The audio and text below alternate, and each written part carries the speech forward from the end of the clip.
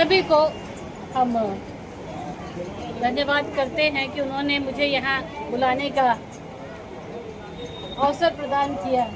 महंत जी हैं, उनको प्रणाम करते हुए, साथ ही मंचासीन सभी लोगों को और यहाँ सामने बैठे हमारे भाई बंधुओं,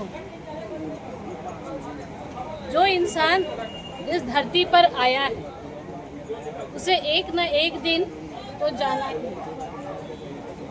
ये तो प्रकृति का नियम है और ये अटल सत्य है कि जो आया है वो जाएगा।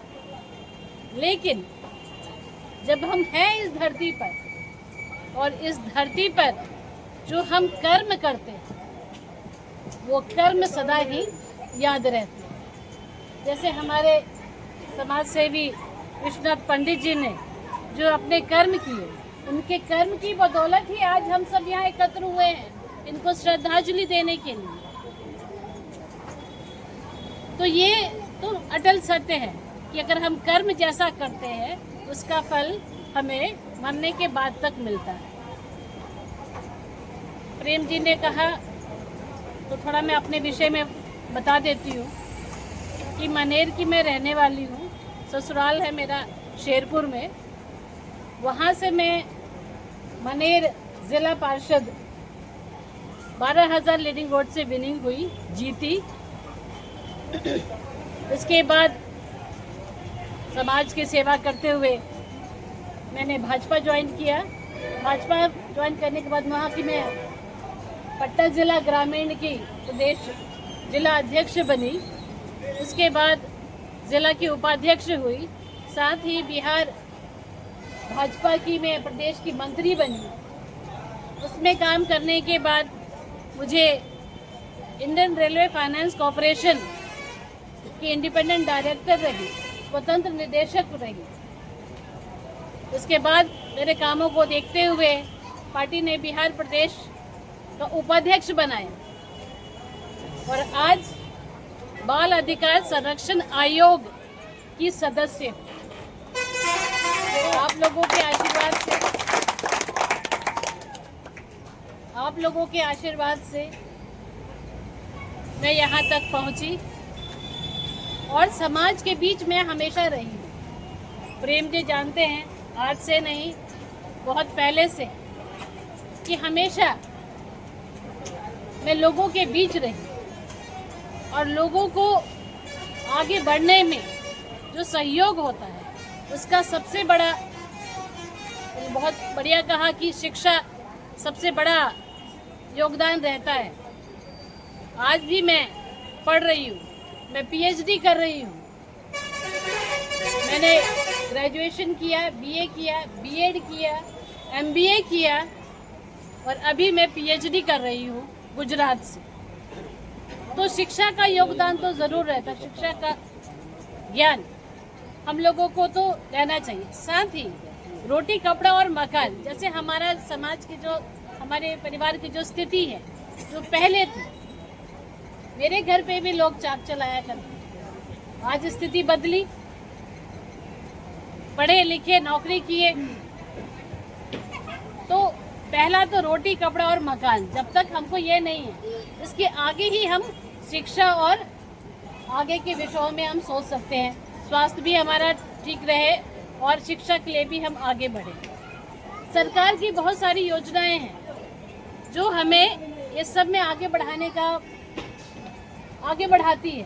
अभी GST, next generation GST reform हुआ है, जिसमें मतलब हम कहेंगे कि दिवाली से पहले ही हम सभी को बोनस मिला है कि इसमें जो 2 सिर्फ टैक्स के स्लैब है, 5% और 18%, और ज़रूरत की जितनी सामानें हैं जो बहुत ज़रूरी हैं, दूध, पनीर, ये सब में 0% जीएसटी हो गया है।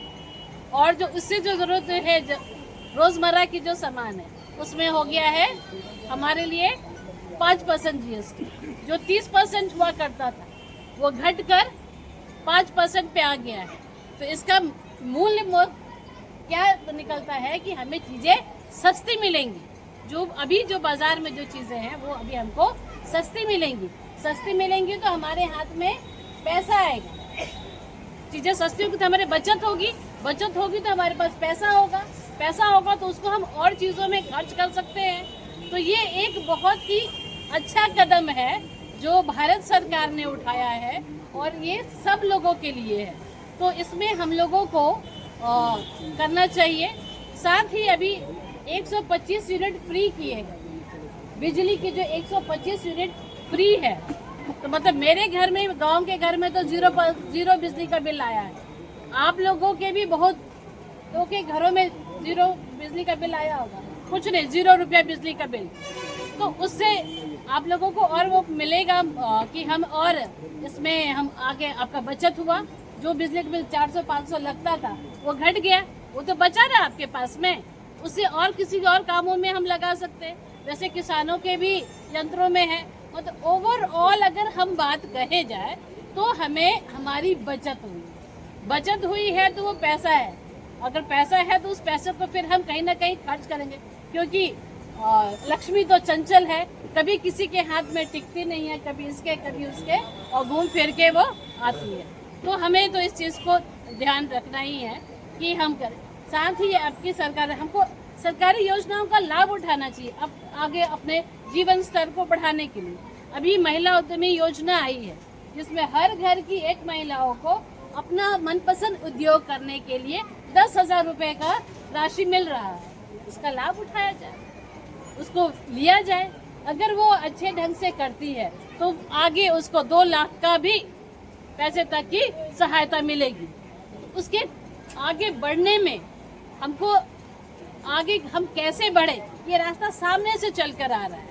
तो हमें इस चीज़ों का लाभ उठाना चाहिए और हमें आगे बढ़ने के लिए परस्पर आगे बढ़ना चाहिए, क्योंकि जब हम आर्थिक मजबूत होंगे तभी हम राजनीतिक भागीदारी और ये सब के बारे में अपना समय और रुपया दोनों दे पाएंगे। लेकिन जब तक हम मजबूत नहीं हैं, जमीन से नींव जब तक कमजोर रहेगी तो आगे इमारत कैसी खड़ी होगी। साथ ही हम जो बेटियों को पढ़ाने के लिए, बच्चों को पढ़ाने के लिए, जो बेटियां पढ़ती हैं, अगर मैट्रिक तक पढ़ ली, फर्स्ट डिवीजन, सेकंड डिवीजन आई तो 10,000 रुपए की राशि उनको दी जाती है।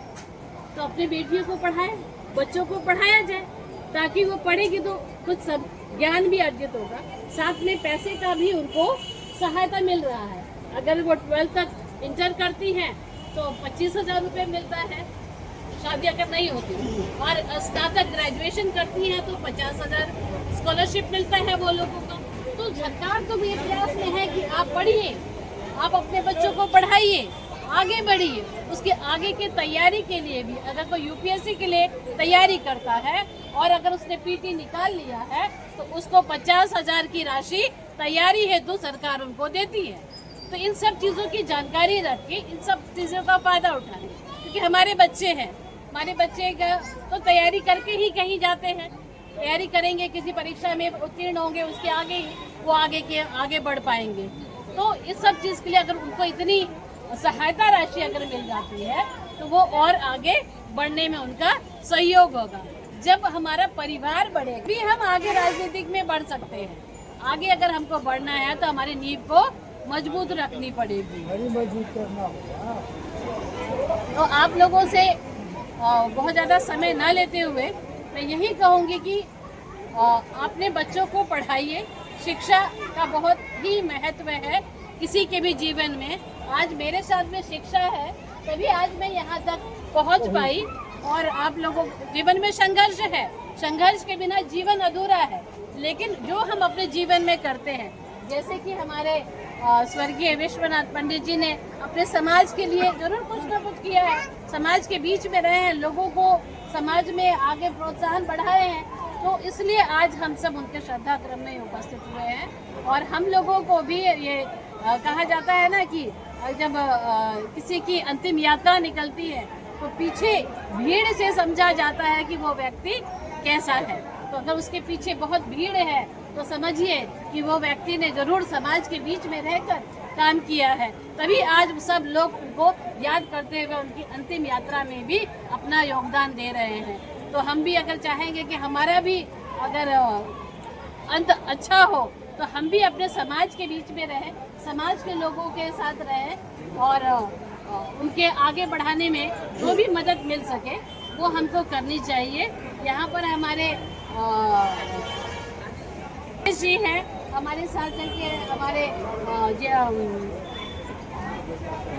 हैं, और उमेश जी हैं जो नेता हैं, तो ये भी अपने में लगे रहते हैं अपने आगे बढ़ने के लिए, अपने समाज को आगे बढ़ाने के लिए हमारे साथ में आए हैं। समाज सेवी हैं, प्रजापति जी हैं, और ये सब आए हमारे साथ में, और हम सब, और यहाँ पर और भी बुजुर्ग लोग जो भी बैठे हुए हैं। कार्ड है आपके पास में जो स्वास्थ्य के, उसमें अगर आप बोलते हैं तो आपका आयुष्मान कार्ड भारत सरकार ने बनाया है, जिससे 5 लाख तक का इलाज आपका मुफ्त किसी भी अस्पताल में हो सकता है। तो वो आयुष्मान कार्ड, आप बहुत लोगों के पास आयुष्मान कार्ड होगा, अगर नहीं है तो वो बनवा लीजिए किसी भी अस्पताल से, जो सार्वजनिक मतलब सरकारी जो अस्पताल है वहाँ पर वो होता है, वहाँ पर आप वहाँ पर जाके अपना जो डॉक्यूमेंट्स है देखिए आप बनवा सकते हैं। उससे 5 लाख तक का आपका इलाज मुफ्त हो जाता है।